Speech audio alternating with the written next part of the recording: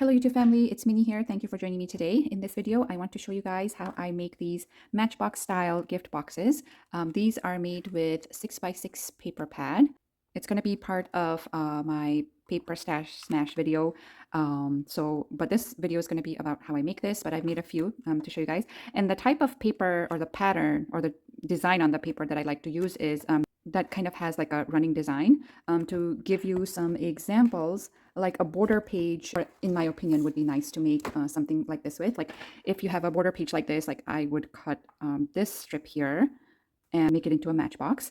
I mean, you can use any paper, but sometimes you look at a design on the, or the pattern on the paper, and you kind of wonder, you know, what would be the best thing to make with that paper. So I find that making these matchboxes are nice to make with these papers. So like this design here, you can cut like, I don't know, maybe 3, 4. You can make it up to 4 inches long with the 6x6 paper, but nothing longer than that, because your tray, you have to be able to make the tray part, like this part, with another 6x6 piece of paper. So anything longer than 4 inches, you would want to use a paper that is bigger than 6x6. But just wanted to kind of give you ideas on what kind of paper would be nice to make these with. Like something like this, I'd probably cut about this portion and make it into the matchbox.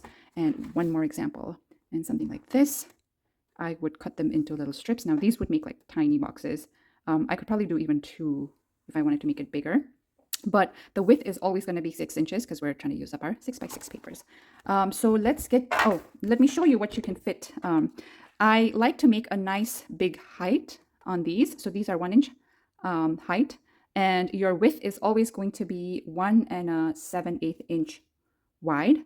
And then the length will depend on how long you want to use your strip of paper. And then in this one, just to show you guys, I have a few nuggets in there. And then these guys are empty, and I made exactly the same thing. But this one right here is the longest I can make with the 6x6 paper. So this measures 4 inches by, again, the width is going to be exactly the same, 1 7/8 inch. And if you notice, the tray is actually smaller, but it still holds up nicely inside, like it doesn't slide out. And that's because I make this 1 inch height as well, so that it's stuck nice in there. Now with this one, with 4 inches, what I have here is, just to give you some ideas what you can put in these boxes, a pair of earrings and some candies. And it's good to use some crinkled papers underneath, so that all of your product stays inside the tray nicely. You can put lotion there. This I got it from Amazon. I bought like a pack of 60 to gift, and so, you know, something like this fits nicely in there. This is like a little mug rug I crocheted. So something like this, you can fold it in half and stick it in there. I make this a little bit more pretty, like wrap ribbon around or do something. And then and for this one, we probably don't need the crinkles, so I'm going to lose the crinkles, and so just place it in there like that. And then, so just to give you an idea, you know, what would fit in a box like this. And so let's get started. So I'm going to be using the same paper, the little skates. And then so I have a nice long strip of the skates here. So this again measures 6 inches because our paper is 6x6. And then I just cut the little strip of the paper that fits the skates. So this ends up being a little bit longer than 2 inches. 2 1/4, which doesn't matter at this point. We're going to score it to make it into the box. Okay, so for scoring, we're going to score at 1/4 inch first. So this is on the 6 inch side. And then the next score line is going to be at 1 1/4.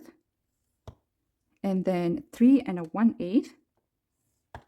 And 4 1/8.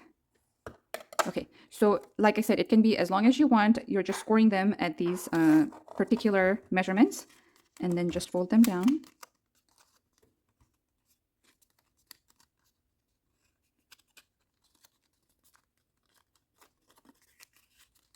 We're going to glue on the smallest fold we have. So this is 1/8 of an inch, or sorry, 1/4 of an inch. I'm going to dab some glue on there.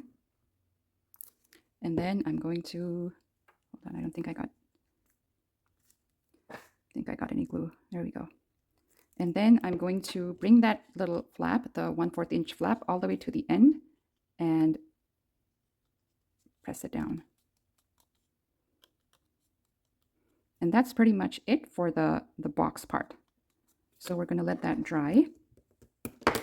And then now we're going to work on our tray part. So for the tray, I'm going to just bring in my scoreboard here quickly.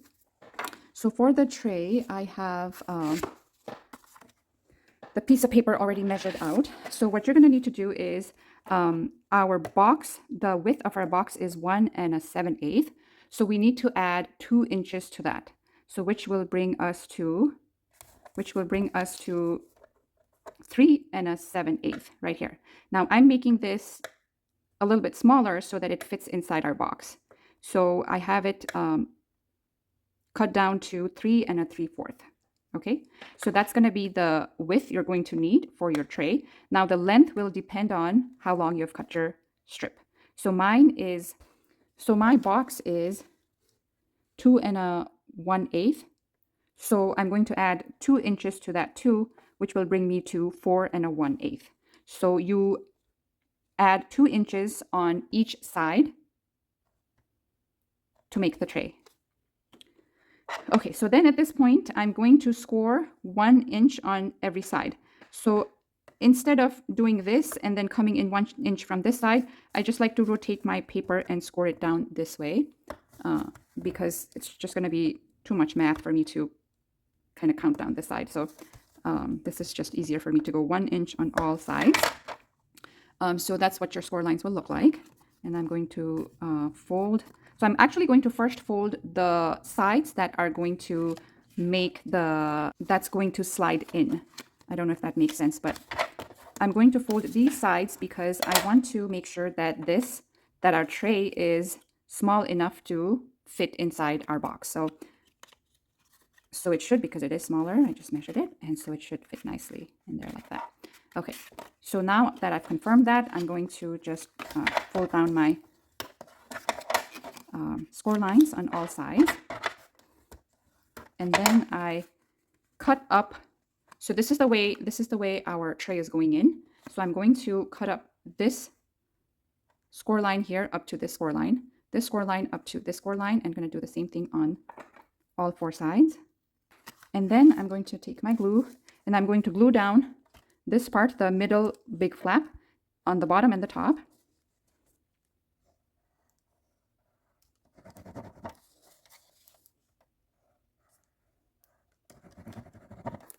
And then I'm going to pick up my sides like this, and then fold in the little cut flaps. And then bring the middle flap and put it over that. And then I'm going to press this down. And then same thing on the other side. We're going to bring in the 2 flaps and pull up the middle big flap and press it down. And let that dry for a little bit. And at this point, if you want to decorate, add something to this, you can. Once your tray is dried, you can take a little punch, a circle punch, and punch a little thumb notch in on the side. You want it to be the opening. So it doesn't matter on mine because it's the same design all the way around. I just need to burnish this down a little bit more. Okay. And then if you want, you can add a pattern paper inside. It'll give a nice sturdiness and a design because this is plain white. Or if you're using a pattern paper, like with this Cardabella paper, there's already a design inside. So I don't need to do anything to this one. But I'm going to just leave it blank and white like this. And let's just check this out and make sure that this works. And there we are. Our Matchbox gift box is complete. I hope you enjoyed this video, and I'll see you on my next one. Bye for now.